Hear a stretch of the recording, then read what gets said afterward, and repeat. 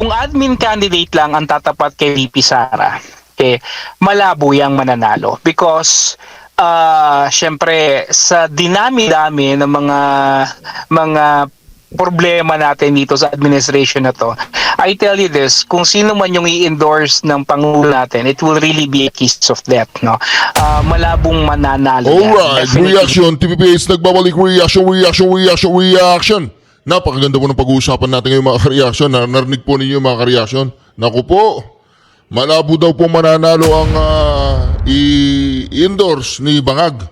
Pero mga ka-reaction itong usapan, nagkakagulo na po sa Middle East. Nagkakagulo na, nagbabagsakan na po ang mga bomba, ganun. Tapos, nagkakagulo na, wala pang official statement si Bangag patungkol kung anong gagawin niya sa mga Pilipino na nandoon sa Middle East na naiipit ngayon sa gulo. Wala siyang, hindi ko alam kung meron silang evacuation plan, meron silang repatriation plan, meron silang emergency plan, meron silang, hindi po natin alam kung anong meron kasi wala pa po hanggang ngayon na official statement ang palasyo patungkol po kung ano ang gagawin niya sa mga kababayan na sa Middle East. Naku po, yan po ang hirap kapag ang presidente ay Bangag. Naku, yan ang hirap mga ka-reaksyon. Kaya ito mga ka-reaksyon. Kung ganito nangyayari sa ating bayan at ganitong presidente meron ng isang bansa na walang kumpiyansa ang kanyang mga kababayan sa kanya dahil hanggang ngayon ang maraming Pilipinong merong kamag-anak dyan sa Middle East nag-aalala ano ang gagawin ng bansang Pilipinas, ng ating bayan, ng gobyerno sa mga bawat Pilipinong naroroon na sila po ang ating mga bayani na kung hindi sa mga OFW ay baka lugmok pa tayo sa lugmok.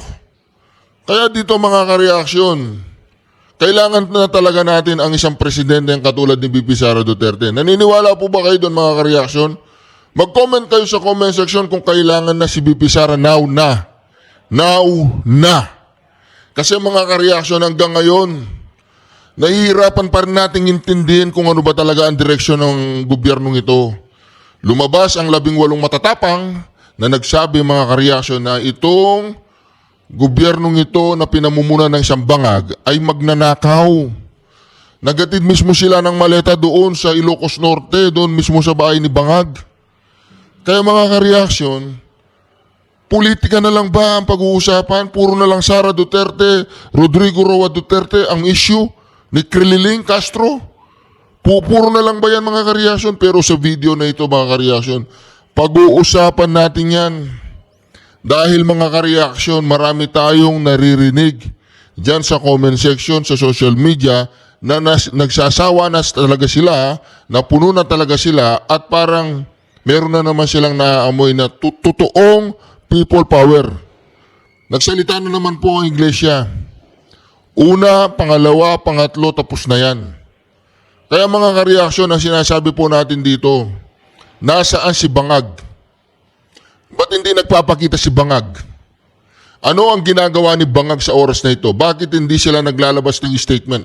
Ano ang gagawin nila sa ating mga kababayan sa Middle East? Na sa oras na ito mga ka-reaksyon, may papakita akong video sa inyo. Bago po natin ituloy ang video na yan, ito may papakita po akong video. Ayan, Burj Khalifa. At tinamaan na po ng drone ng Burj Khalifa at kasalukuyang nasusunog. Mga ka-reaksyon, Burj Khalifa yan. Iconic yan. Ha? Sa Dubai ba yan? Abu Dhabi? Demedim buraya vuracak. Ayan mga ka-reaksyon. Ngayon, natutulog pa ba ng maimbing itong si Bangag? Sabi nila kasi pag gusto niya magtrabaho, nagtatrabaho. Pag ayaw niya magtrabaho, hindi nagtatrabaho. What Bangag wants, Bangag gets. Yan po ang nangyayari ngayon sa Malacanang. Bangag wants maleta full of cash. Bangag gets maleta full of cash. Ngayon, pag-usapan din natin yung mga kongreso, itong si Luistro, naku po, nagkakaroon na po ng laglagan dyan sa kongreso, baligtaran, iniiwan na po si Tambaluslos, iniiwan na po si Bangag, naku po. Aba, anong dahilan bakit hindi ipapatawag ni Ping Lacson ng mga Marines At bakit hindi niya Ito pa, isa pa itong si Ping Lacson, mga kareaksyon, pag-usapan natin yan. Itong si Ping Lacson, mga kareaksyon, talagang todo takip.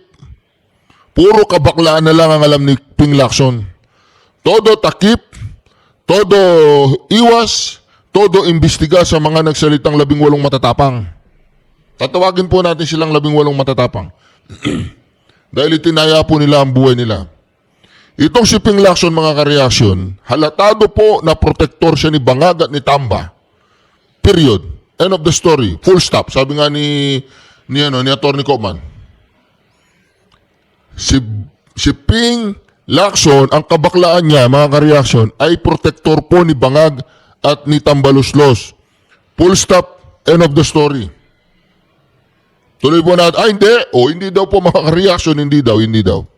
Aba, anong dahilan bakit hindi ipapatawag ni Ping Lacson ang mga Marines? At bakit hindi niya ipapatawag yung mga bersamin sa investigasyon ng Blue Ribbon Committee? Aba, sabi ni Egay Erice, ng Caloocan ay ganere. Nalulungkot ako, Senator Lacson, parte ka na ba ng cover up? Oh, totoo ba yung sinasabi ni Congressman Erice? Parte ka ba ng cover up? Meron ka na bang deal sa Malacanang? O meron pang ibang dahilan bakit ayaw mong isama si Romualdez at Marcos sa investigasyon mo? Bakit ayaw mo ipatawag si Lucas Bersamin, si Adrian Bersamin at yung dating chief? Teka lang po, ngayon lang, may pumasok pong balita, mga kareaksyon, sa aking feed na nagsalita na daw po itong si Bangag patungkol po dito sa Iran. Pagkatapos po ni Sir, papakinggan natin. Staff ni Lucas Bersamin na ngayon mayor na daw ng Taal, Batangas, na nagsasabing kasama si Marcos sa nakawan sa flood control. At bakit hindi mo i-verify na mayroon pa palang hawak si Adrian Bersamin na 1.2 billion doon sa koleksyon niya kay Yusek Bernardo at sa iba-iba pang ahensya ng gobyerno? Senator Ping Lacson, hindi ang problema yung integridad ng mga Marines at ng mga testigo. Ang problema, yung hindi mo pagpapatawag sa kanila para doon mo may scrutinize kung tama o mali ang sinasabi nila o credible ba sila sa kanilang mga pinapahayag. Hindi mo sila binigyan ng chance para magsalita. Bakit? Anong kinatatakot mo? Di ba hindi ka naman tumatanggap ng PDAF, sabi mo? Bakit hindi ka tumatanggap ng PDAF? Hindi ka tumatanggap ng PDAF, pero tumaas ang salin mo. Why? What happened? Nagtatanong lang po, Senator Lacson. Idol po kita dati at idol ka ng maraming Pilipino. Pero ngayon, napakahirap nyo na pong paniwalaan. Kasi po, ang alam ng karamihan, kayo ay nagdadala ng kasinungalingan. Sayang ang bayot! Ito po, mga kareaksyon, kapapasok lang nito actually. 6 minutes ago, pinost po siya ng Abacada. Ito po, mga kareaksyon, pakinggan po ninyo, para po siyang vlogger, edited, masyadong Magandang edited. umaga po sa inyong lahat. Masyadong edited po ang kanyang video, papaliwanag ko po sa inyo kung paano, kasi ako nag-edit din ako ng video. Masyado pong edited ang video niya na talagang kinat-cut lang po itong video at hindi po tuloy-tuloy ito na isagawa. Ito po, mga kareaksyon, ipapaliwanag ko sa inyo kung paano naging edited yan. Ito. Panoorin po niyo, mga kareaksyon, At sa palagay ko, walang magandang sinabi dito si Bangag. Ito. Magandang umaga po sa inyong lahat. Sa palagay ko po ay nambalitaan nyo na po na binomba ng Israel at saka ng Amerika ang Iran. At ang Pero parang magang-maga ang mata, parang pinilit lang siyang itayo o tumayo. Talagang halatang halata po na itong si Bangag ay talagang meron pong iniindang karamdaman. Ang inihinda niya siguro, yung tubig, siguro yung wet packs niya, warak na, yan. Magandang umaga po sa inyong lahat. Sa palagay ko po ay nambalitaan nyo na po na binomba ng Israel at saka ng Amerika ang Iran. At ang Iran naman ay sumagot, nagbomba naman ng mga American base sa United Arab Emirates, sa Bahrain, sa Oman at siyempre sa Israel. alam naman natin na napakarami ang Pilipino diyan sa bandang Middle East. I'm sure nag-aalala kayo sa inyong mga kilala, mga kaibigan at mga kaanak na nandun. Mula nung nabalitaan natin na nagsimula itong gera, ay nagmo-monitor na kami kahapon pa ng late afternoon sa ating mga embassy, sa ating mga labor attaché, sa lahat ng mga embassy natin doon sa Middle East.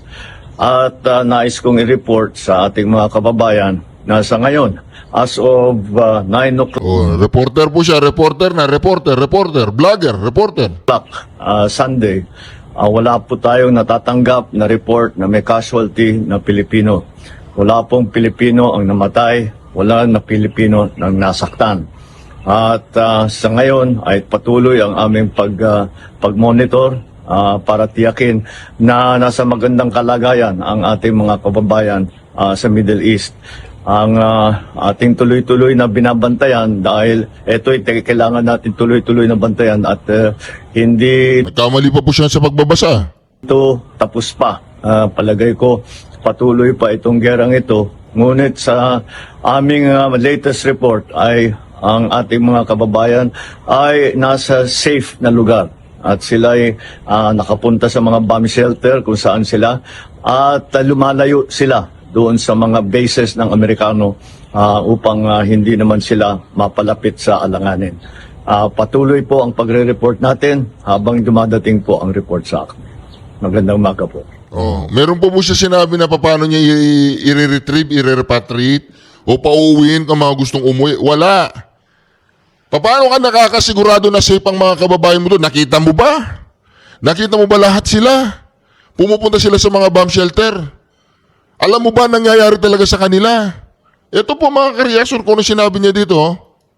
Tapos pa, palagay ko sa Middle East. Ang ating tuloy-tuloy na binabantayan dahil ito'y kailangan natin tuloy-tuloy na bantayan. Tingnan mo ang pagsasalita niya talagang halatang halata po talaga na hirap na po siya ang kanyang comprehension. Hirap na po talaga mga kareaksyon. Hindi ito tapos pa. Hindi ito tapos pa. Anong klaseng Tagalog yan? Bongbong Marcos? Anong hindi ito tapos pa? Saan ang galing yung salitang hindi ito tapos pa? Dahil ito'y kailangan natin tuloy-tuloy na bantayan at hindi ito tapos pa. Kailangan daw bantay-bantayan, hindi ito tapos pa. Paano tapos pa? Nagsisimula pa lang ang gera doon.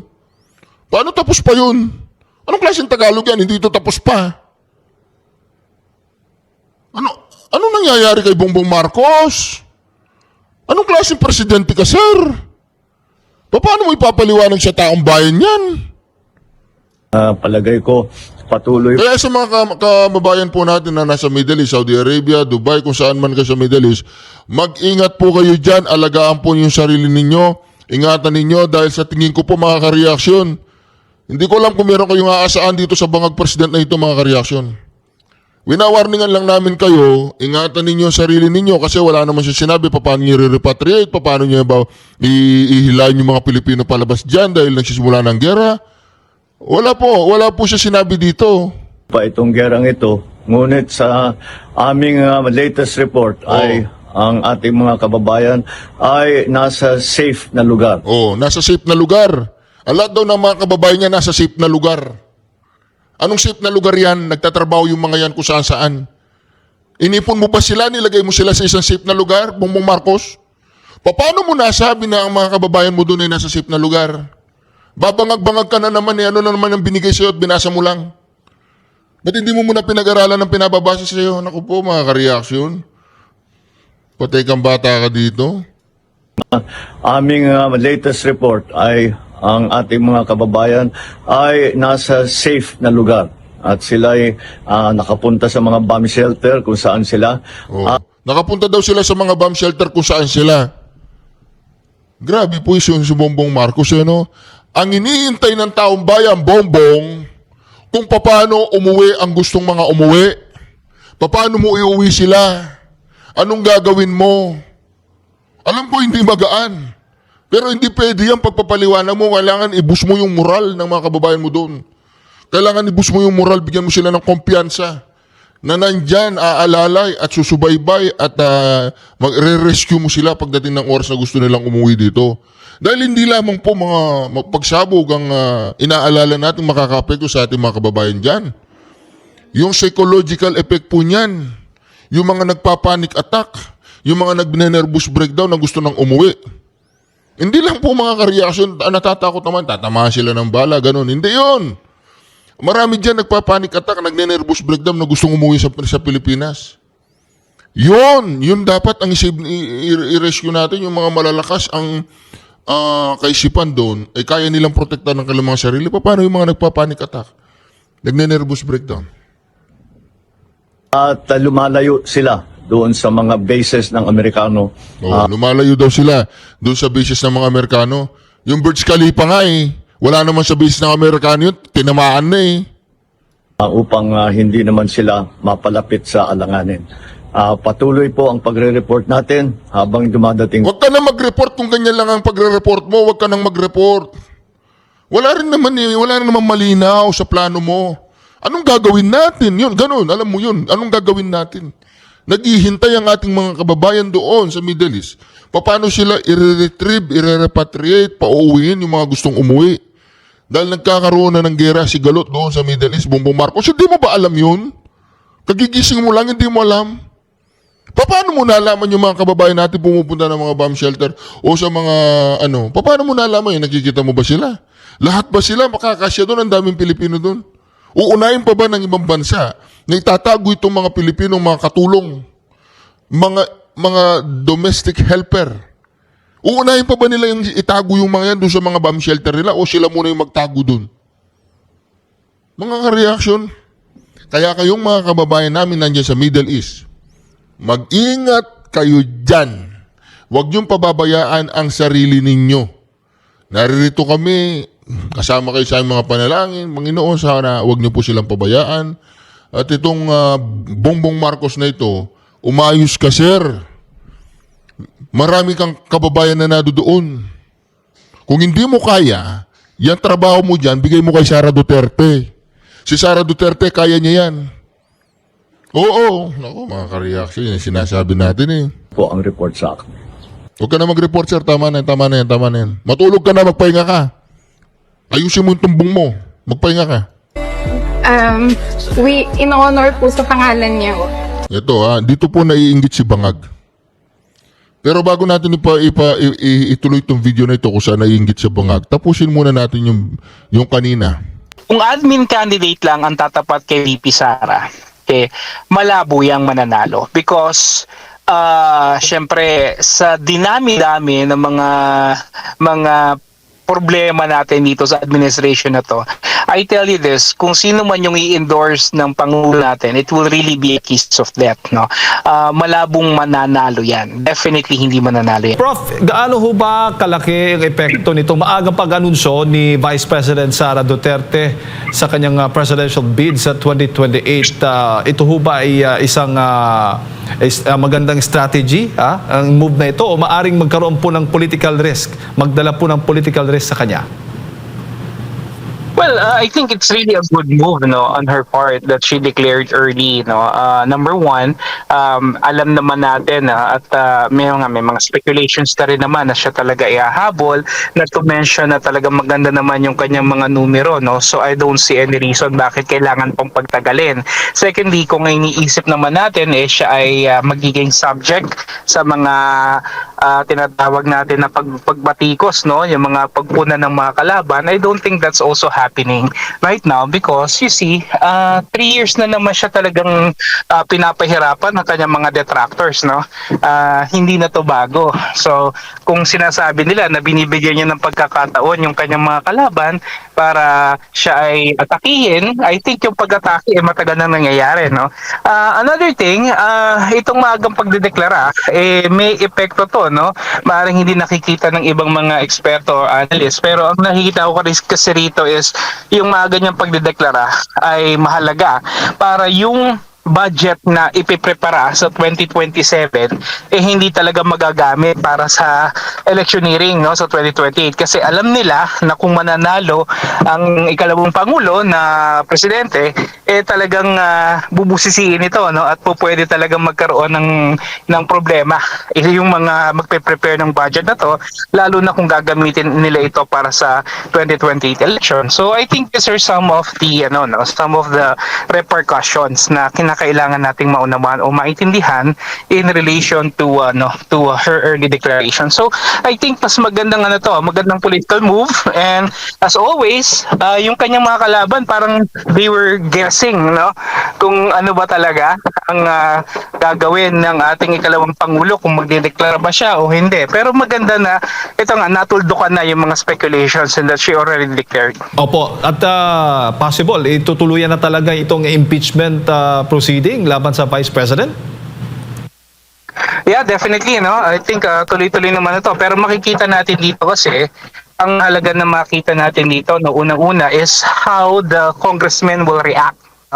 Particularly na alam nila ngayon na talagang hahabol ng ating ikalawang pangulo and that syempre yung perception insofar as their constituents are concerned yung kung may mga constituents sila na medyo sumusuporta sa ikalawang pangulo, they will have now to think twice regarding signing the petition knowing na malakas pa rin talaga ang ating ikalawang pangulo at ito nga nagdeklara na siya ng kanyang pagtakbo. So chances are we'll see how this will play out in the Congress.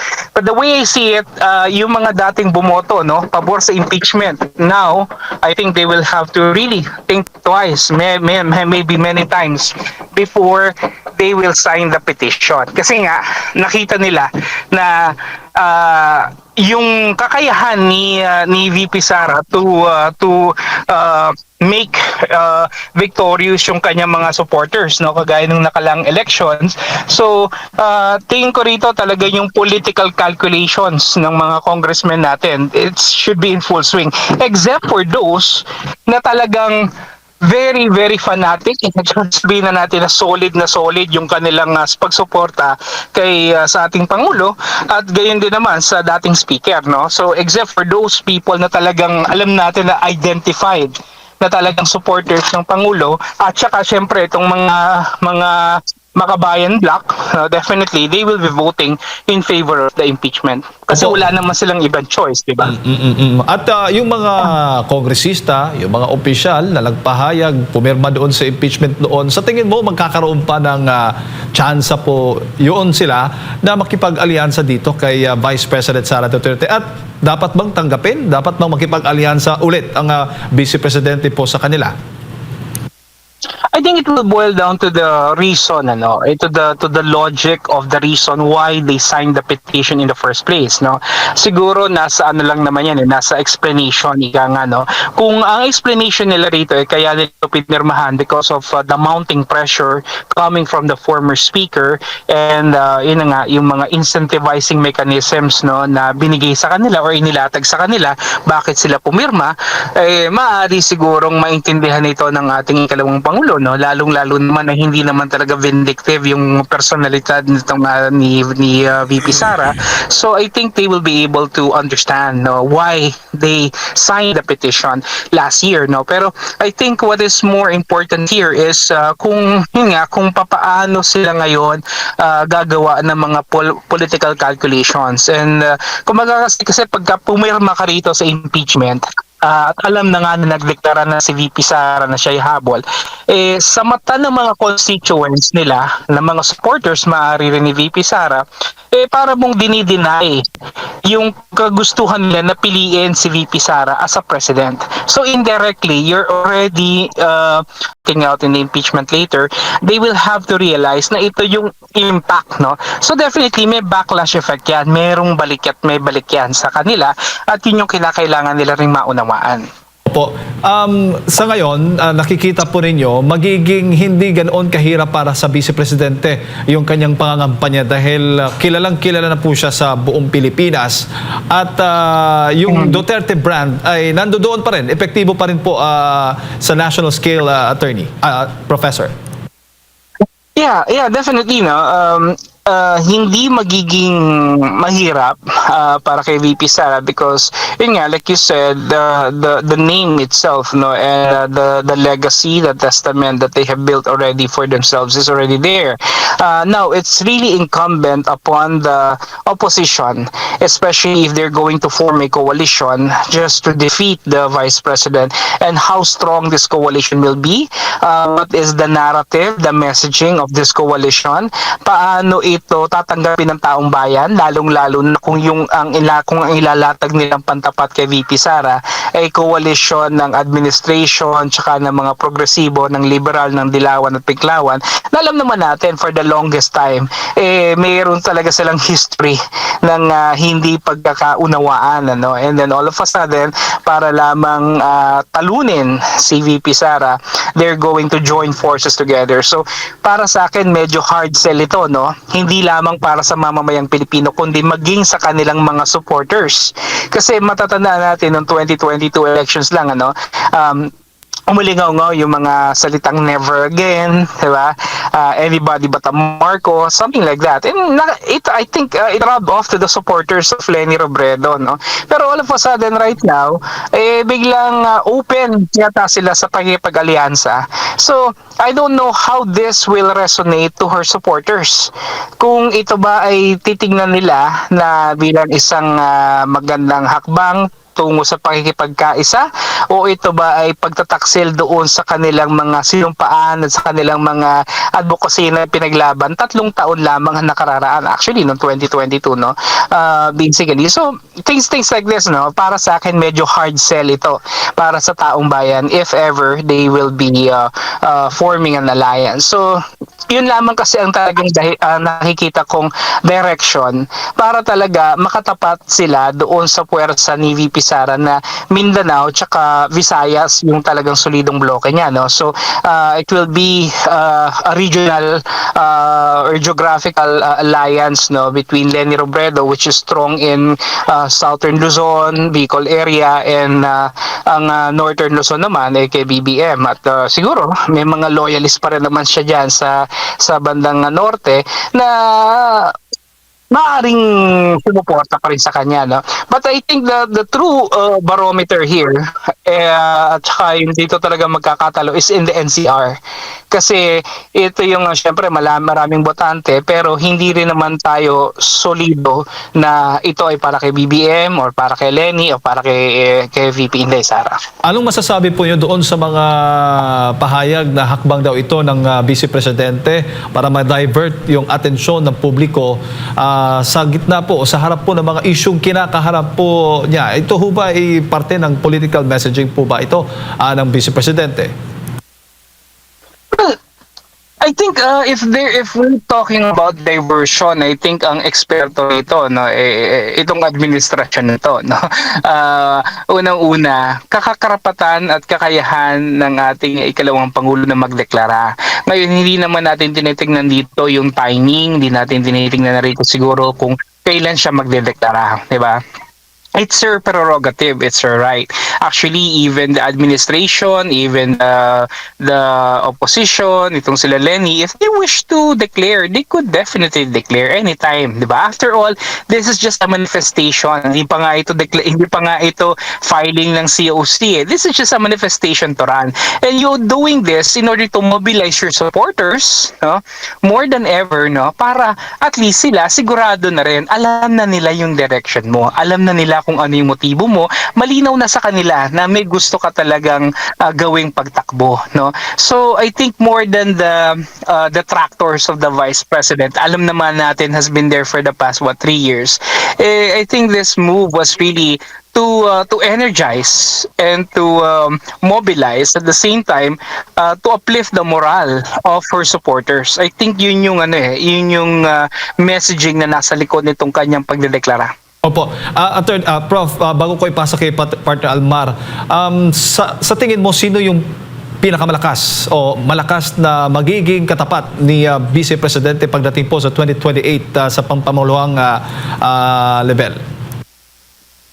Well, the only way na nakikita ko rito, no, that she could possibly be defeated is, yun nga, like I said a while ago, if they're going to form a coalition against her, no.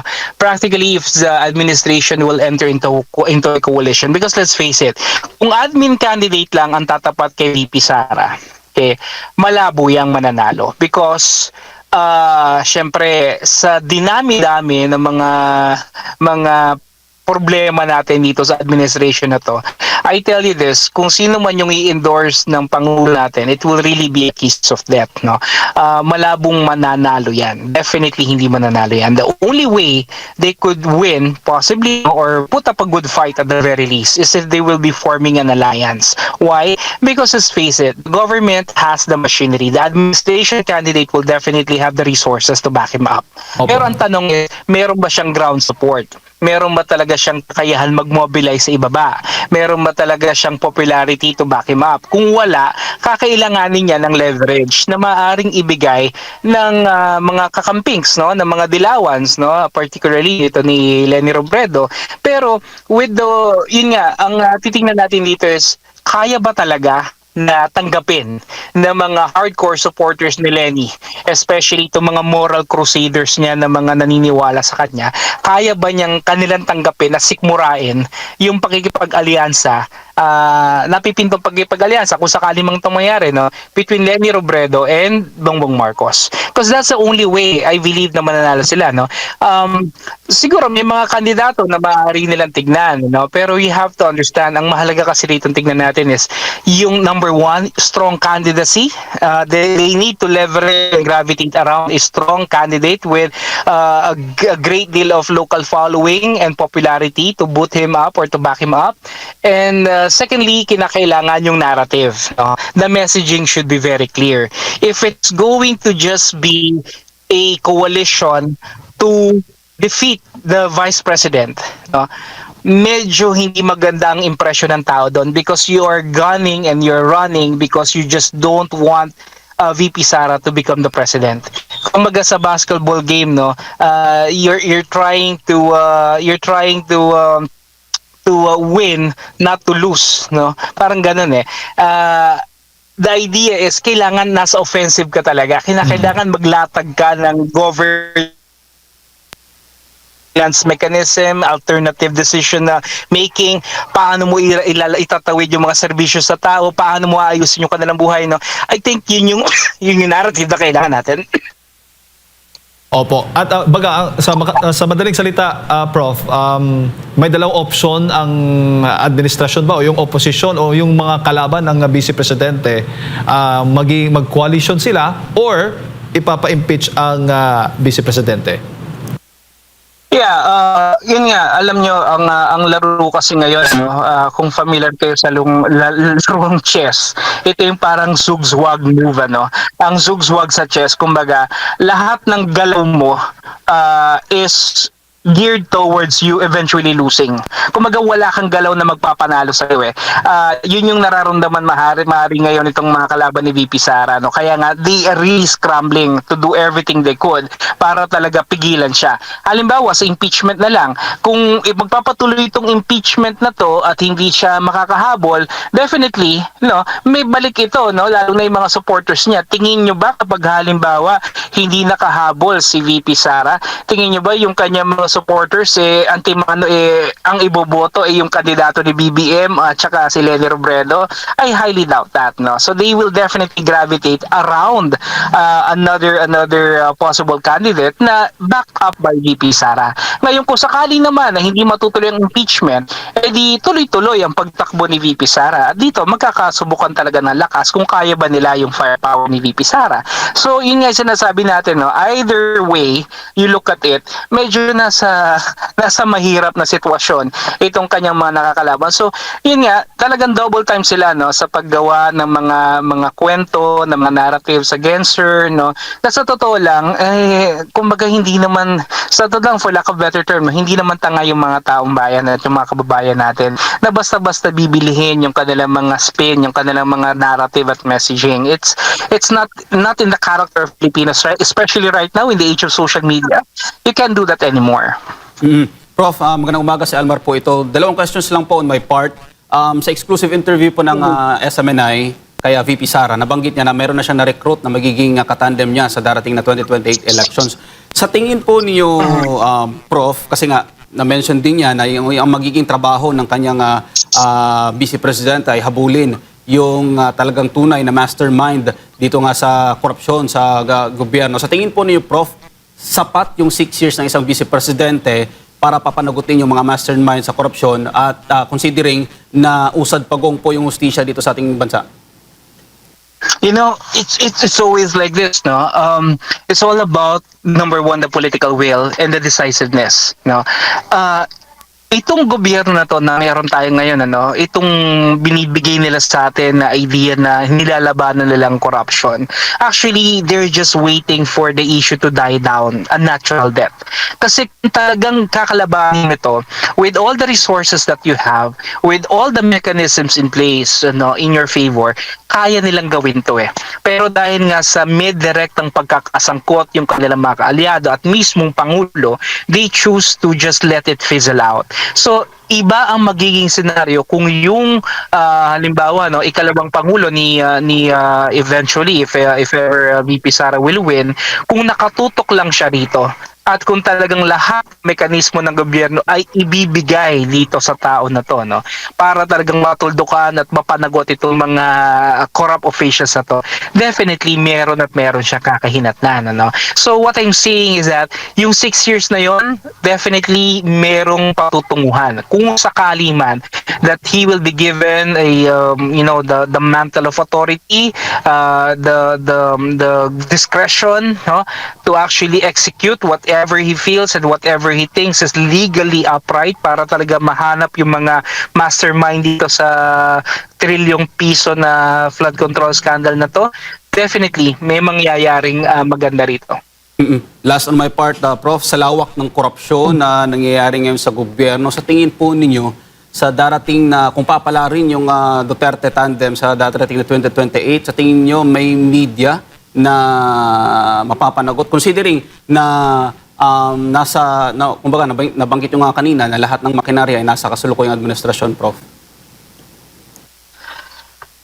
Yun ang titingnan natin, if you're asking me kung talagang kaya bang magpanagot, definitely kaya magpanagot, yun nga binabanggit naman ni VP Sara, na hindi, it's not in her persona to be vindictive and to exact revenge, pero what I mean here is kung talagang meron silang kinalaman at may pagkakadawi talaga, bakit natin kumbaga hindi hayaan na gumulong yung hustisya, kasi at the end of the day it's really accountability and justice that we truly deserve here, and it is at the very least something that is also being denied to us by this administration for the longest time.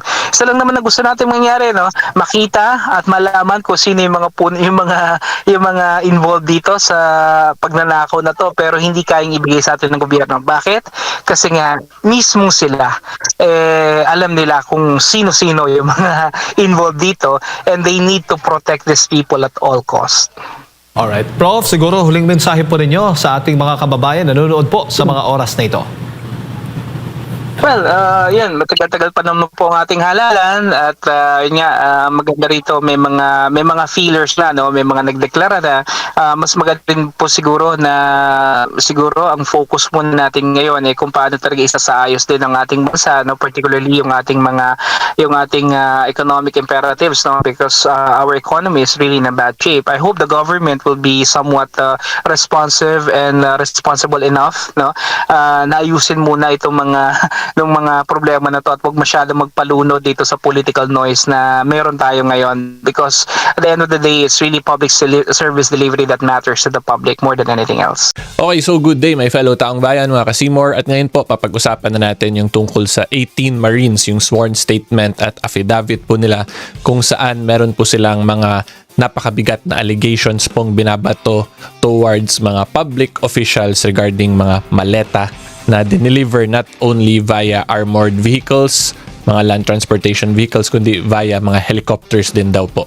Okay, so i-discuss ko po sa inyo kung ano yung weight and value ng mga ganitong testimonies, and magdi-discuss na lang din po ako ng mga rules on admissibility regarding sa mga ganitong statements. Okay? Okay, so before we start po, I would just like to emphasize na ang lahat pong napapangalan ng individuals based dito sa statement na ipa-flash ko sa inyo sa screen ay hindi po ibig sabihin meron na talaga silang ginawang krimen.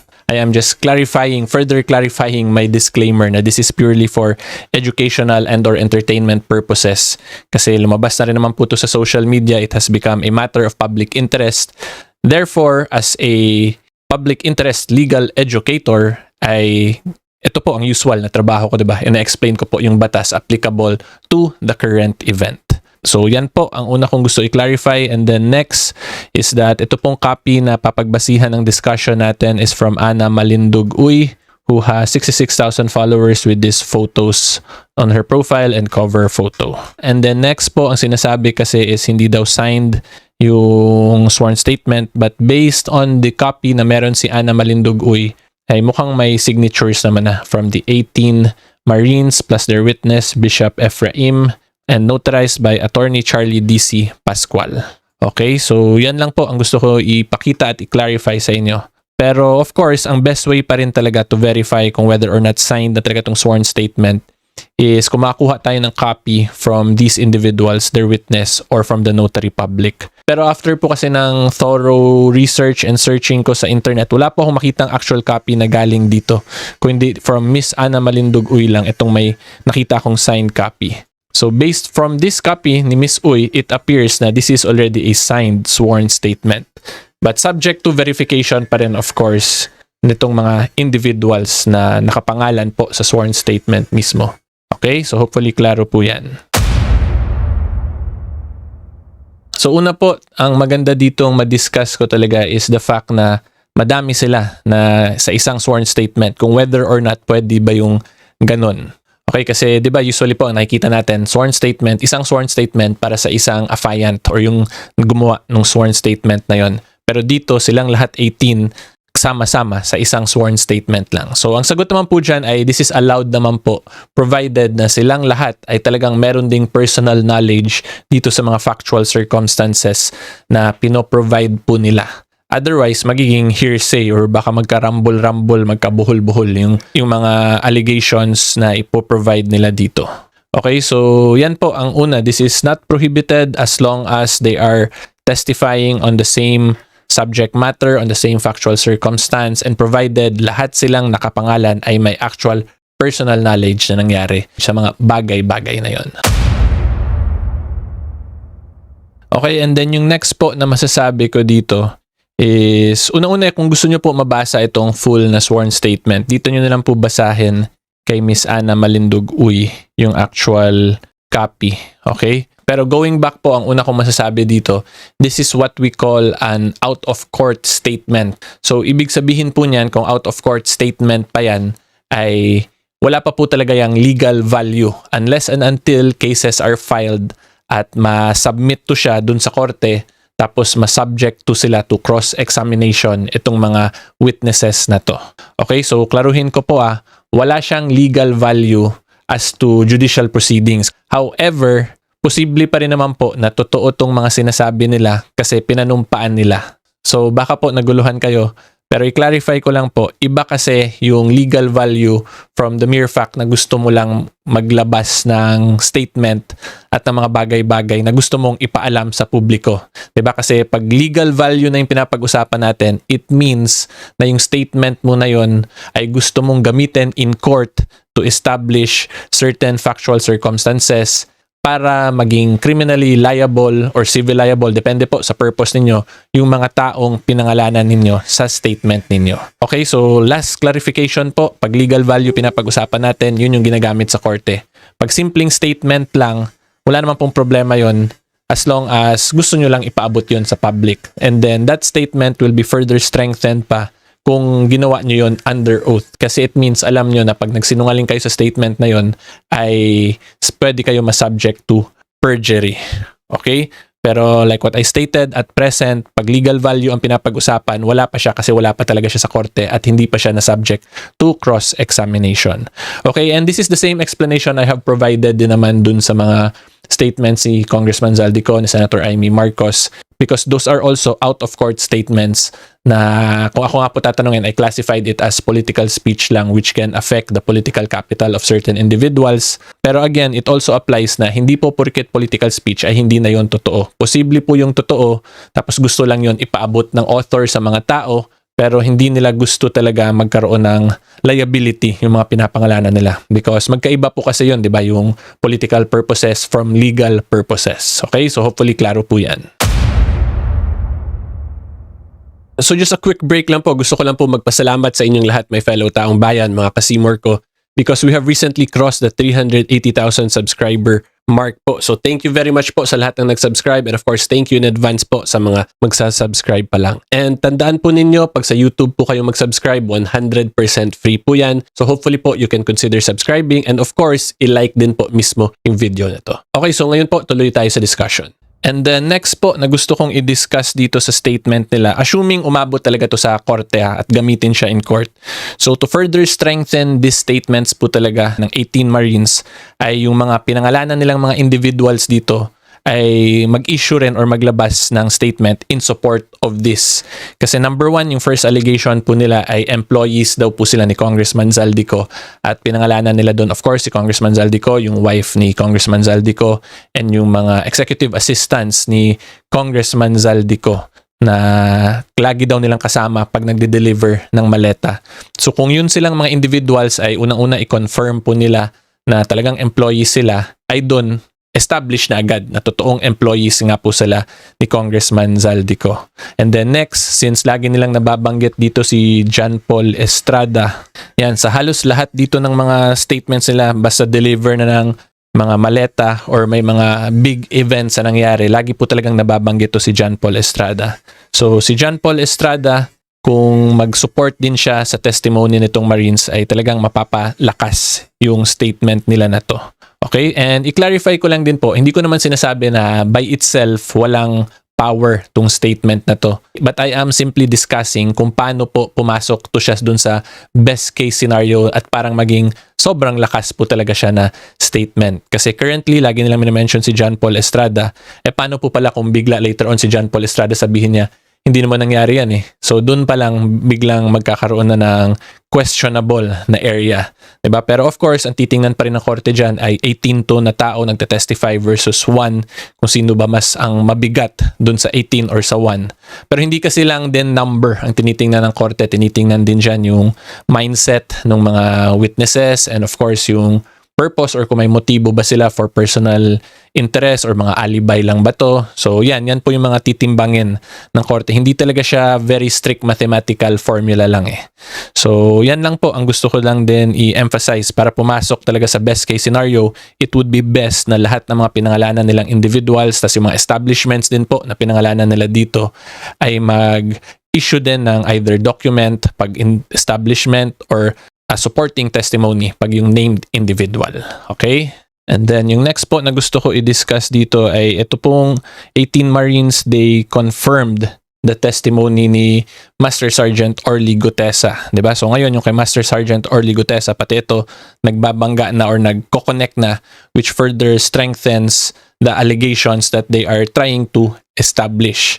So ngayon, kung mag-support nga rin yung mga named individuals, yung mga named establishments dito, and then ito pang mga kotse na to, kung mapakita talaga na linked or related lahat to dun sa ginagawa nilang pag-deliver ng mga maleta, ay yun po talaga nga yung best case scenario para talagang mapalakas to siya. Okay, so ayan, may mga pictures po ulit sila ng mga maleta. So ang masasabi ko lang po dito sa mga maleta, kung hindi po kasi nakikita yung loob ng maleta, it can be questionable as to kung ano talaga yung laman ng maleta na yan, di ba? Kasi hindi naman porkit may maletang ganyan, it will automatically equate na pera talaga yung laman. However, since si John Paul Estrada, yung isa sa laging pinapangalanan dito, and ito, sina May Andele Cruz, paghanda ganyan, mag-testify na sila nga naglagay nito, ay yun talaga yung best case scenario. Currently kasi parang circumstantial evidence pa lang po to eh. They are trying to establish na pera yung laman, pero wala pa pong clearly nagsasabi na pera talaga. Kasi like dito po ang nangyari, sabi ni Bernard Tube, alam daw niyang 56 million kasi may nakasulat na 56 million. Pero based from this statement alone, mukhang hindi niya nakita yung actual laman. So, yan lang po. Again, the best case scenario would be if mag-testify yung mga alleged na nagpe-prepare nitong lahat ng mga maleta na to. And then, yung next na lang po na possible argument dyan kung hindi nila directly ma-establish na pera ngayong laman is sa sobrang dami ng maleta, ano ba yung posibleng laman ng mga maleta na yon basically? Kasi ito po, may pakita din ako sa inyong picture. So ito po, ang daming maleta. Again, maleta, more maleta, and more maleta. This one, more maleta, and even more maleta. So ang point ko lang po dito, kung hindi nila directly ma-establish na nakita nila yung pagpasok ng pera talaga sa mga maleta na to, ang magiging next argument na lang po dyan ay kung reasonable ba na may ganito lagi karaming maleta na nakapaligid within the properties ni Congressman Zaldico. Kasi yun po yung ina-allege nila, di ba, na properties to lahat ni Congressman Zaldico, itong mga, kung nasan tong mga maleta na to. So yun yung magiging next dyan na question. Is it reasonable na may ganito karaming maleta? Plus, kung isupport pa na 18 sila nagsasabi na sometimes daw nakikita nila na pera nga yung laman.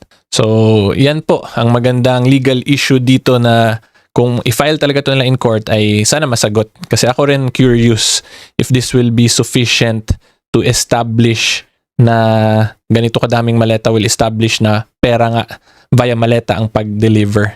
And ina-emphasize ko lang po yan na hindi siya automatic na ganun agad kasi alam naman po natin in criminal cases yung evidentiary requirement is very high.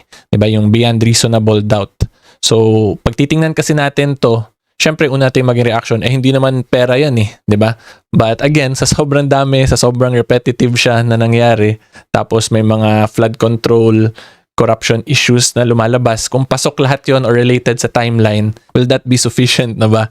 So, that is a very good legal question if you ask me. Okay? So, ito po, yung mga iba sa mabibigat nilang allegations, na mention nga nila dito si Senator Cheese Escudero, Senator Erwin Tulfo, Senator Loren Legarda, dating Senator Bong Revilla, and then minimension din nila na kasama si Zaldico ay nag-deliver. So, kung makita nyo kami, Gumban, Laroder, Bulatante, Orbilla, Galapon, at Tube, kasama si Zaldico. Ang dami nila basically, 5 sila, 'di ba? So, kung i-confirm talaga to lahat ni Congressman Zaldico at yung mga nag-prepare ng pera lahat, tapos kung meron pa silang let's say photos of the actual delivery, tapos dated yun siya, yun po talaga yung magiging best case scenario para ma-pinpoint tong mga deliveries na nangyari. So, ito po si Senator Tito Soto rin daw, Secretary Mark Villar noong 2022. So, basically lahat po ng mga bigatin talagang politiko pinangalanan nila. So ito, yung mga congressmen din po.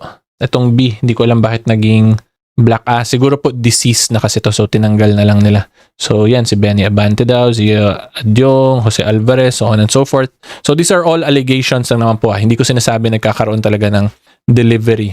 But since they named them there, tapos may mga sinabi na palagi si Zaldico. So in other words po, yung puntos ko talaga dito, malaki talaga yung magiging role ni Zaldico to confirm all of this plus yung staff niya.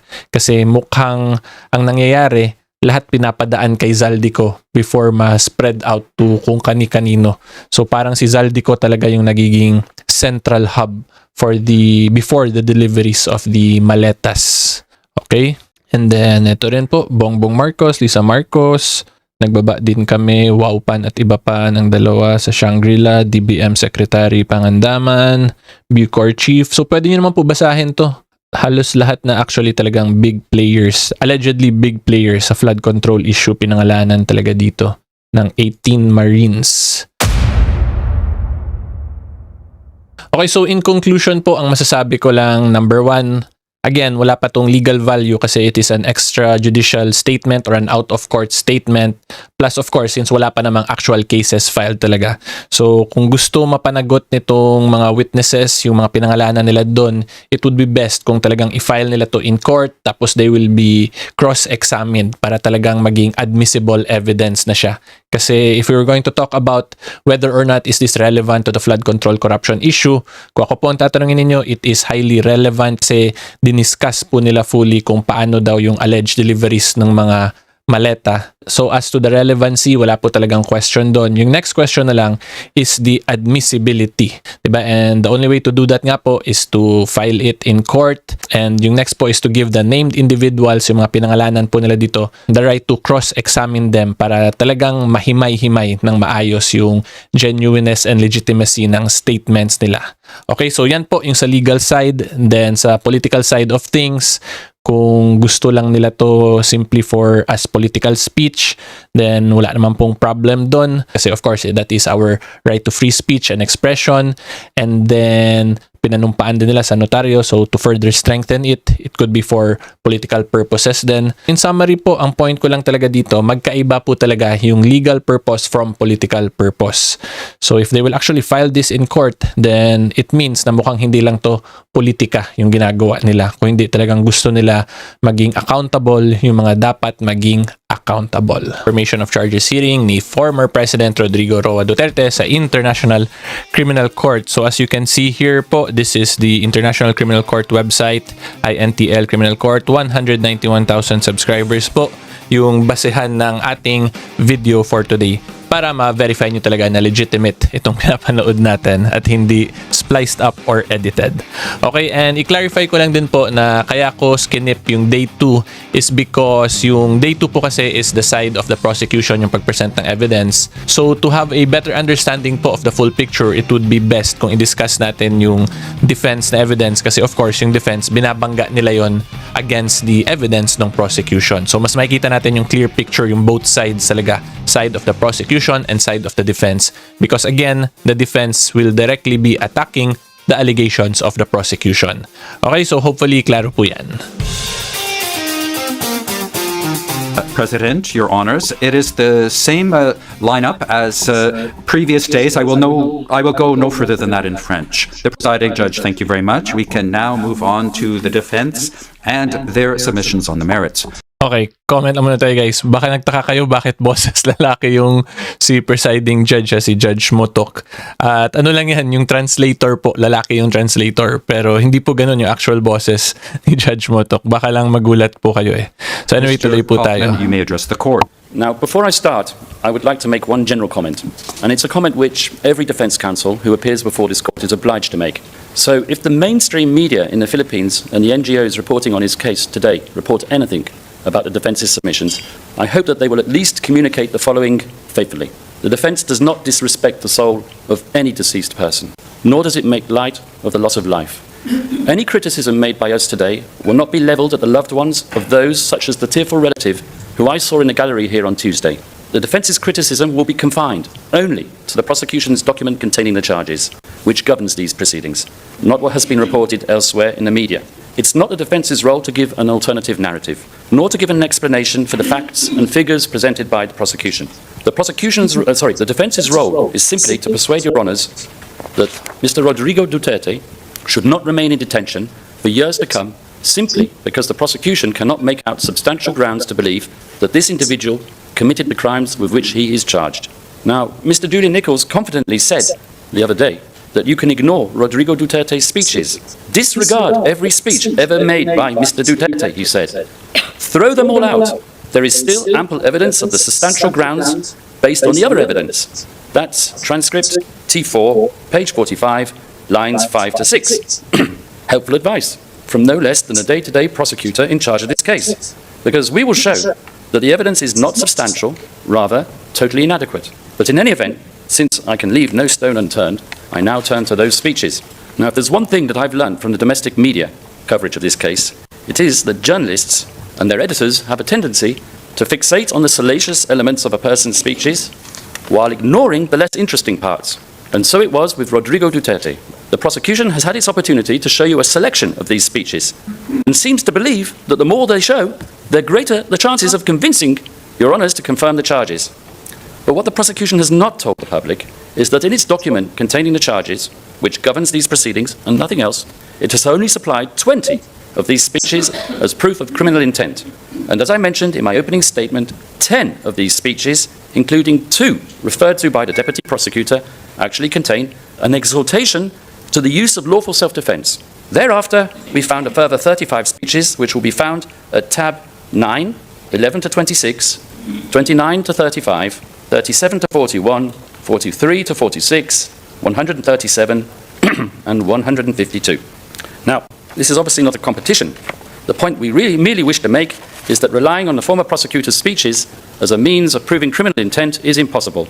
Now, I'd like to go back to that one speech which I promised the other day. Okay, comment muna tayo guys dun sa pinaka-opening remarks ni Attorney Kaufman. So una po, makikita ninyo sinabi ni Attorney Kaufman na hindi po nila dinidiscredit yung mga nawalan ng buhay, and basically ang point ni Attorney Kaufman dun ay ginagawa lang nila yung trabaho nila na ina-explain yung side nila sa defense, but they are not stating na yung mga nawalan ng buhay na ganyan ay walang value or walang sense yung mga yon. Kasi kailangan lang po yan sabihin ni Attorney Kaufman because pag yung mga victims po kasi ng isang case, isang criminal case, of course sila po, emotional talaga yun sila because sila yung affected parties. Sila yung either nawala ng family member, nawala ng properties, nawala ng assets.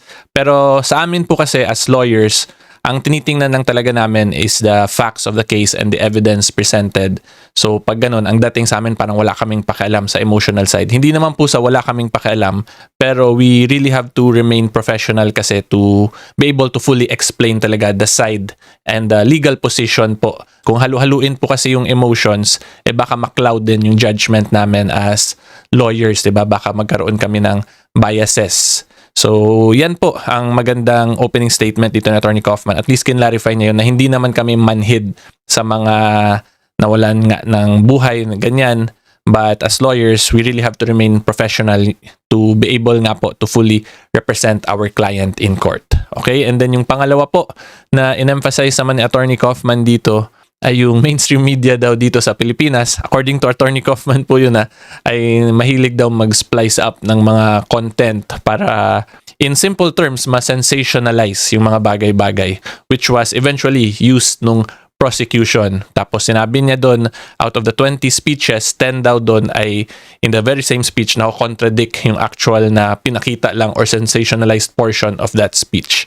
So, yan lang. I'm sure kayo po, may fellow taong bayan, may masasabi kayo dyan kung ano tingin niyo sa media, kung whether or not namimili nga lang ba ng certain portions para ma-sensationalize. Okay, so may kanya-kanya po tayong observations dyan. Okay, so anyway po, tuloy tayo. Which I promised the other day to show you. This is a speech, the second speech that the Deputy Prosecutor referred to in his opening statement. And this refers to the responsibility that Mr. Duterte said that he would shoulder, promising to shield rogue officers from prosecution. If we may, the first of these speeches, and I quote what the Deputy Prosecutor read from this speech. So that police is under the DILG. So I have to believe the story of the police, for simply, they are my subordinates, and I am ultimately responsible for their deeds. Now let's look at what the Deputy Prosecutor didn't state from the same speech. And the order is simply this: go out, arrest them if you can, but if there is no peaceful method of doing it and you're presented with violent resistance, thereby placing your jeopardy in your life, you shoot, well, the son of the bitch. Mr. Duterte's language, obviously, but nevertheless an exhortation to lawful self-defense. Let's have a look at another one of the prosecution's speeches mentioned in their pre-confirmation brief. Once again, on shielding criminal agents from prosecution. I quote, this is, I apologize, PHL OTP 00001127 at page 5. And I quote, but if you do your duty, do not worry about cases. I'll protect you. Believe me. That's why I will protect them. And if there's somebody who will go to jail, it's me. I will assume full legal responsibility. Now let's have a look at the exonerating element, which comes right underneath the allegedly incriminating element. He said, just do it right. We have our trainings that you can only kill if your life is in danger, and you are there performing the duty of a law enforcer. That's about it. Now I will turn to one of our speeches that we found in our research, one of the 35 that the prosecution didn't find. Okay, wait. Comment lang tayo, guys. So, basically, yung diniscuss ni Attorney Kaufman is self-defense. So, meron naman po tayong self-defense provision sa batas po natin. Specifically, Article 11 po yan ng Revised Penal Code. So, if there is danger to your life or to your person, tapos yung nagsimula po ng kaguluhan na yun ay hindi naman kayo, kundi yung other party, you have the right po to repel the aggression that is being directed towards you.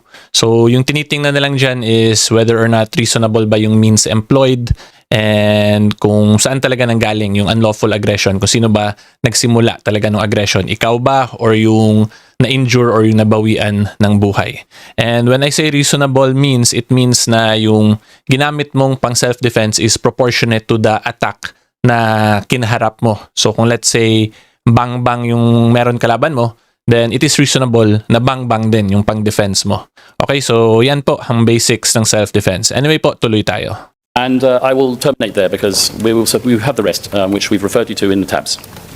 So this is an exonerating speech, which the prosecution either missed or ignored because it doesn't suit its case. And it was a speech which was made right at the start of the presidency, which could be seen as setting out the standard for his presidency. Mr. Duterte said this: "I promised them I will suppress crime and take control of the drug situation, which was really running wild in our country today. Make no mistake about it. I repeat again for all and for everybody's consumption. Do not kill if you are not in danger of losing your life." Well, it goes on. You can see it there on the screen. Well, of course, the prosecution knows that we are going to argue that many of these speeches, in fact, the majority of these speeches, I would say, contain this exhortation to the lawful use of self-defense. And the learned counsel, Mr. Edward Jeremy, for the prosecution, tried to get around the problem by inventing the novel concept of the elastic mouth, which out of one side emanates the nasty truth, while out of the other side issues the supposedly disingenuous advice for the police to act in self-defense. But I ask your honours and the people of the Philippines listening in today, how many times did you hear the former president state at the beginning of any address that he had a speech of 2 pages prepared, but to his regret it didn't come from the heart? And then he would proceed to speak at length, sometimes for an hour or more, in his own uniquely colourful and crusty language, exposing his homespun theories on crime control, swearing a bit here, boasting a bit there, and generally delivering a speech more akin to Finnegan's Wake than a Gettysburg Address. That does not suggest crafty design, hinted at by Mr. Jeremy. Quite the opposite. Mr. Jeremy's resort to the say one thing, mean another thing theory is complete supposition. It is not a legitimate argument, because it implies that one cannot rely on anything coming out of Mr. Duterte's mouth, and that does not help the case for the prosecution at all. Well, that's about it for the speeches. I'll now... Okay, comment tayo, guys. Maganda tong diniscuss dito ni Attorney Kaufman. So just a quick break lang po. Gusto ko lang po magpasalamat sa inyong lahat, my fellow taong bayan, mga kasimor ko, because we have recently crossed the 380,000 subscriber mark po. So thank you very much po sa lahat ng nag-subscribe, and of course thank you in advance po sa mga magsasubscribe pa lang. And tandaan po ninyo, pag sa YouTube po kayo mag-subscribe, 100% free po yan. So hopefully po you can consider subscribing, and of course i-like din po mismo yung video na to. Okay, so ngayon po tuloy tayo sa discussion. So based from my understanding ng explanation ni Attorney Kaufman nung nirelate niya po dun sa side ng prosecution, ay may appearance ngayon na mukhang tinitake out of context ng prosecution yung mga political speeches ni FPRRD para ma-pinpoint nila na may mga directive or orders sa FPRRD na magpapaya ng tao talaga. Okay, so yung papaya pala, that's the term for pag ginanon yung tao. Hindi ko lang masabi kasi baka ma-censor tong video ko kasi I had a old video when I mentioned the actual word na na-restrict. So to avoid that, ginamit ko na lang po is the term papaya kasi malapit naman po eh. Okay, so anyway, going back. So yun nga po, ang sinabi ni Attorney Kaufman, minsan daw may speeches FPRRD na 2 pages lang, but he would go on personally discussing na lang ng mga bagay-bagay based on his actual personality and from the heart niya, kaya humahaba ng 1 hour yung 2-page speech. And I'm sure na familiar naman po kayo doon, my fellow taong bayan, sa mga ganong speeches ni FPRRD. So ang problema po, kung ako lang tatanungin ninyo, kung yun yung basihan nila na nagkaroon ng direct orders sa FPRRD para magpapaya ay yung mga ganong speeches, ay dun po ngayon nga papasok yung sinasabi ko na pag political speech talaga, mahirap yun siya gawing basihan kasi generally, political speech nga po is in a sense exaggerated, 'di ba? Kasi it tends to, or its purpose is to gain support from supporters niya sa isang politiko or dun sa mga policies na gusto niya i-push. So kung yun yung basihan nila, yung mga ganong statement na political speeches, it is, kung ako po, ang assessment ko mukhang malabo po yun kasi political speeches are usually exaggerated po. Hindi lang naman si FPRRD, kahit sino pong politiko, pakinggan ninyo yung political speeches, madami po talagang sinasabi yan na maganda pakinggan na mga statements, di ba? From all sides of the political spectrum, may ganyan po talagang statements yung mga politiko, okay? And yung isa pa po din natin kailangan i-consider dito is, of course, the personality of the individual. Kung kilala siya na mahilig magbiro, mahilig mag-exaggerate talaga, then mahirap yun siya seryosohin. Kasi again, the mindset of an individual, yung criminal intent is very important in criminal cases eh. So yung kailangan na lang dito mapakita ng prosecution, kung ako po tatanungin ninyo, ay na baka since si FPRRD is a lawyer, a prosecutor, so alam niya yung batas, baka tinitwist niya yung mga statements niya para magmukhang indirectly, dinadirect daw niya gawin yung mga certain actions. Parang ganun po. Yung problema lang po sa ganyang position, kung ako po tatanungin ninyo, ay madami na masyado tayong speculation. Diba? We are going to speculate na because he is a lawyer, a prosecutor pa, a former prosecutor, ay baka he is now trying to twist the words or make it appear na joke lang, pero yun pala that is an indirect. Doon pa lang po sa side na yun, speculation na, and then next may speculation pa ulit na yun pala it's an indirect order na para magkaroon nga ng mga papaya na yun. So yun yung dilemma ngayon ng prosecution. Kung ako po tatanungin nyo, based on this defense ni Attorney Kaufman sa speeches na kailangan nila ma-overcome kasi yun nga po, madami ng mga speculations masyado. And we have to remember in criminal cases, again, reasonable doubt. So kung gano'n na lagi tayong or teka lang. Pag ganyan po, hindi yun reasonable doubt yung magiging mindset natin yan.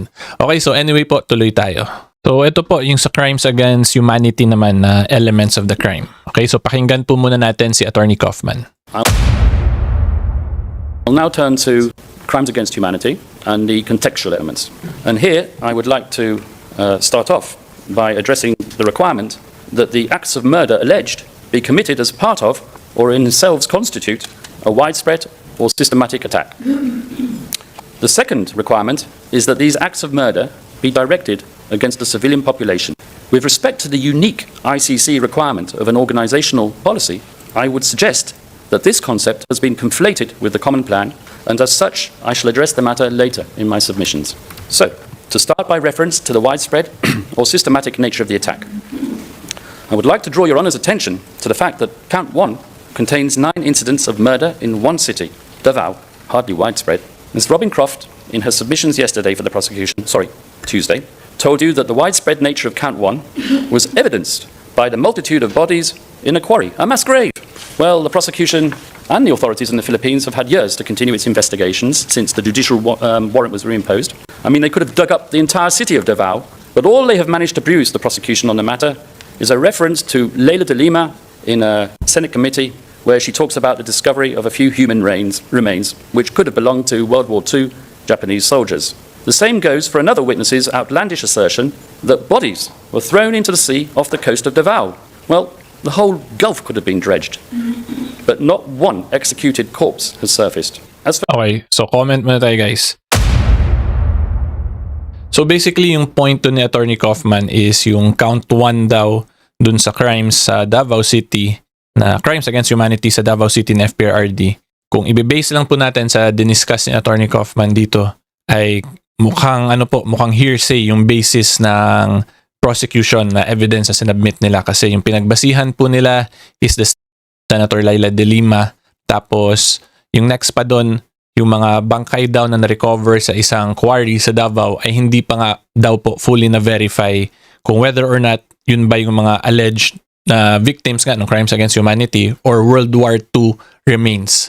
So, dun po medyo may hirapan kasi need yan of course ma-identify. If you're trying to establish na related yun sa crimes against humanity in relation to yung order nga na ipaslang o na ipapaya yung certain class of individuals, you have to be able to establish na yung bangkay na yun is talagang related dun. So, yun yung need ma-clarify ko, ako po tatanungin ninyo. Otherwise, it could be argued na hindi sufficient kasi hearsay pa lang yung evidence. Okay, so anyway, tuloy po tayo. For counts 2 and 3, Ms. Croft showed us some maps with coloured dots to indicate the magnitude and geographical spread of what the prosecution alleges, without, of course, proving that they were extrajudicial killings not countenanced within the 49 incidents. Indeed, for this reason, there is nothing to link the charged incidents, those 49 incidents, to the wider picture. According to the Appeals Chamber, which confirmed a pre-trial chamber ruling on the matter in Bagbo, filing number 432 in the case record at paragraphs 35 to 36, any factual allegations outside the charged incidents, in this case masses of generically alleged extrajudicial killings, must be proved to the required standard. And for this, NGO reports, academic statistics, and media articles are, as a rule, considered insufficient. Okay, so quick comment lang guys. So yan po may sinite si Attorney Kaufman na jurisprudence sa ICC na kailangan nga ma-identify and that yung mga NGO articles or media reports are not sufficient to be able to establish kung whether or not yung mga ina-allege na victims ay part nga dun sa crimes against humanity. Based po dito sa diniscuss ni Attorney Kaufman na jurisprudence sa ICC. Ms. Croft also screened images taken from the Duterte administration's PDEA report for the years 2016 to 2019, if we can pull that up now, which cite figures of the number of deaths of drug personalities in anti-drug operations without proving that they were illegally murdered, but she neglected to contextualize these numbers by reference to other parts of the same report which show that in comparison to the number of arrests and operations conducted, the number of deaths are minimal. Please, if you will, show a bar chart that we have helpfully prepared with the figures and a pie chart with the percentages. Okay, so comment lang muna tayo dito guys. So dito si Attorney Kaufman is trying to show na since maliit lang yung percent ng namatay sa overall drug operations, anti-drug operations ng government ni PRRD, therefore wala na daw crimes against humanity. Okay? So ang masasabi ko lang po dito, hindi po yun fully correct na legal position kasi pag crimes against humanity, yung isang element doon is targeted towards a specific class. So kung mapakita po ng prosecution na may order si FPRRD na tinarget niya which led to the death nitong 3%, although kahit minuscule lang, 3% lang, pag mapakita nga po ng prosecution na may order, therefore, pwede pa rin po yun pumasok ng crimes against humanity. Pero hindi po siya automatic na ganun. Kailangan mapakita ng prosecution na meron talagang order na pinatarget ni FPRD yung specific class para ipapaya. Kasi yun po yung isang element ng crimes against humanity. So, yung magbabanggaan po talaga dito sa presentation na to ni Attorney Kaufman, kung ako po tatanungin nyo is number 1, whether or not, ito po side ng defense, whether or not legitimate government operation or government policy ba yung ginawa ni FPRD which led to the death of 3% lang of the overall individuals involved sa anti-drug operations. At kung sabihin ng pre-trial chamber na legitimate government operation yon, kahit na po may namatay na 3% ay hindi po yun malilink na si FPRRD gumawa ng crimes against humanity kasi alam naman po natin in government operations, specifically sa police and sa military, ay meron po talagang casualties involved. So yan po yung kailangan talaga dito ma-establish ng defense, whether or not this is a legitimate government policy and whether or not reasonable ba yung number of individuals na matay in relation to that government policy. Tapos yung sa prosecution side naman po, ipapakita nila dapat ay meron talagang inutos or ginawa si FPRRD na policy na specifically targeting itong 3% lang na individuals. Yan po yung mga nakikita kong mga legal position na magbabanggaan dito. Okay, so anyway po, tuloy tayo. So, if I may just conclude, the only thing that is widespread here, or rather spread wide, is the utility of the prosecution's statistics. Now, turning to the civilian population, or the target of the attack, let me say straight away that the prosecution case theory, with respect to the definition of the targeted population, is, to put it extremely politely, muddled. In layman's terms, the prosecution has hedged its bets by presenting two alternative propositions, hoping that this pre-trial chamber will settle for one of them. From paragraph 17 to paragraph 20, inclusive of its document containing the charges, the prosecution argues that Mr. Duterte launched an attack on the entire population of the Philippines, pursuant to a policy to neutralize persons perceived or alleged to be engaged in crime. In paragraph 21, however, this so-called attack is directed not against the civilian population at large, the whole population, but rather against a considerably smaller and nebulous margin of society, namely the alleged criminals themselves. Let us start by dealing with the first scenario, namely that the former president, whose loyalty and love for his country is and has always been beyond question, launched a wholesale attack on the whole population of the Philippines, on the entirety of his nation, including the very same people who put him into power. Such a suggestion is not just incomprehensible, it is quite bizarre. The reason for this rather strange assertion, so I submit, is grounded in the prosecution's latest brainstorm on the matter, which it set out last year in a brief, appealing a decision of this very same pre-trial chamber in the El Hishri case. And I do apologize in advance for the rather dull exposé which will follow, but I do find it instructive to illustrate the chameleon-like nature of the prosecution's case theory. In this instance, Your Honours found that the civilian population attacked by El Hishri comprised prison detainees professing a certain political ideology. In so doing, Your Honours declined to issue an arrest warrant for El Hishri, where the victims of his crimes had been detained for totally unconnected and non-political reasons. Now, you might ask yourselves, why did the prosecution decide to appeal this decision? It was not as if it had been denied the arrest warrant for El Hishri that it had sought. Well, a key to the answer, so I believe, is to be found in the chronology of the events. On 10th February 2025, the prosecution rushed out its application for Mr. Duterte's arrest, believing that a unique opportunity to apprehend him had arisen. In this application, the prosecution defined the attack perpetrated by Mr. Rodrigo Duterte as being aimed at the entire population of the Philippines.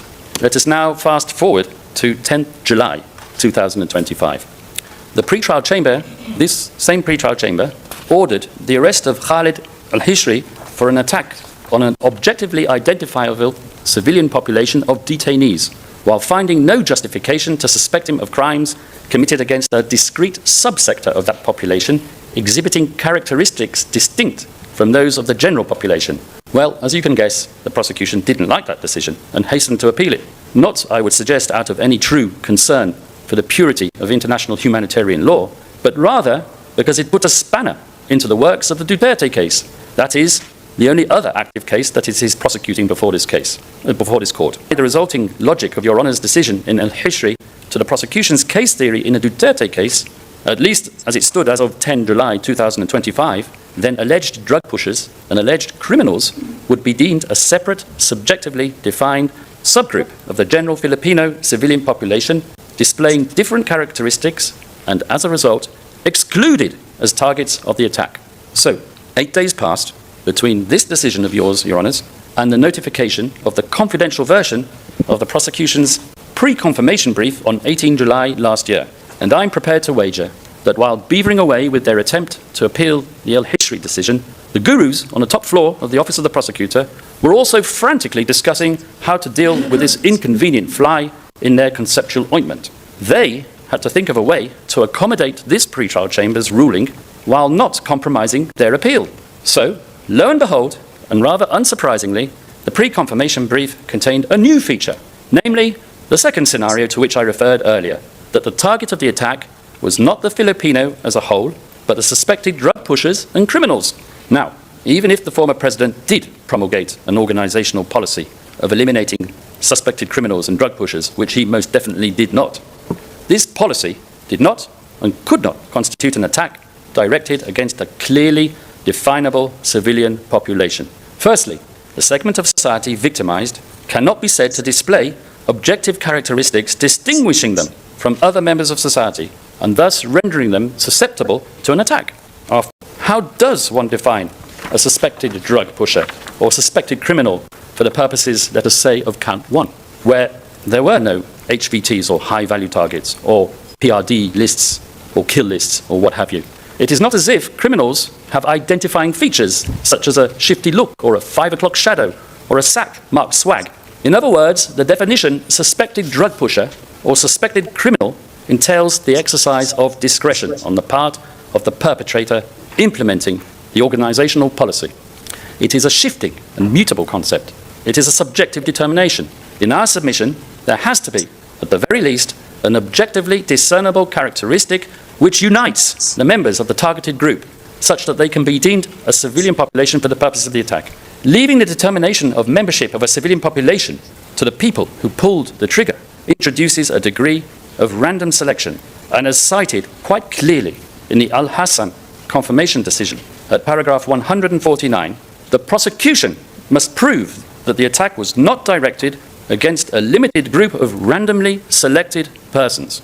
This ruling, Your Honours, was the expression of the law as it had stood for many years, ever since the decision authorising an investigation in the Kenya situation, where at paragraph 81, the pre-trial chamber defined a civilian population as a group sharing, and I quote, distinguishing features, and added as follows, and I quote again, the prosecutor will need to demonstrate to the standard of proof applicable that the attack was directed against the civilian population as a whole, and not merely against randomly selected individuals.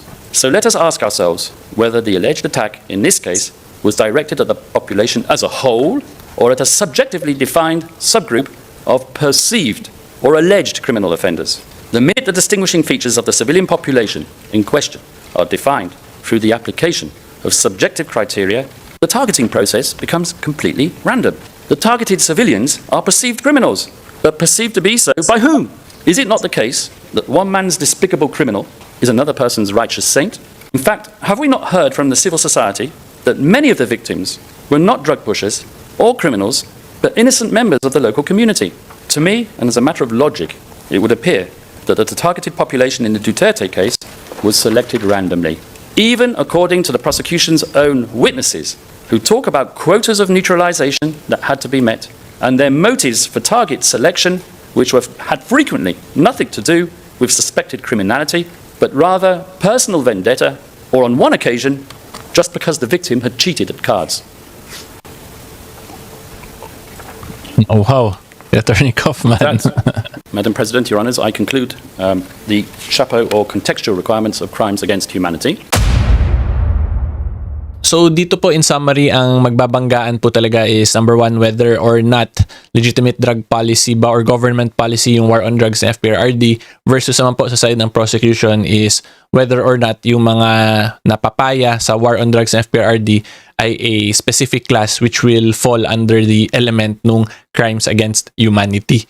So dito po ang sa side ng defense more on magre-revolve to around na since it is a anti-drug policy, therefore yung mga mabibiktima or maapektuhan ay talagang involved in the drug trade one way or another, may it be as a user, pusher, or as a drug lord.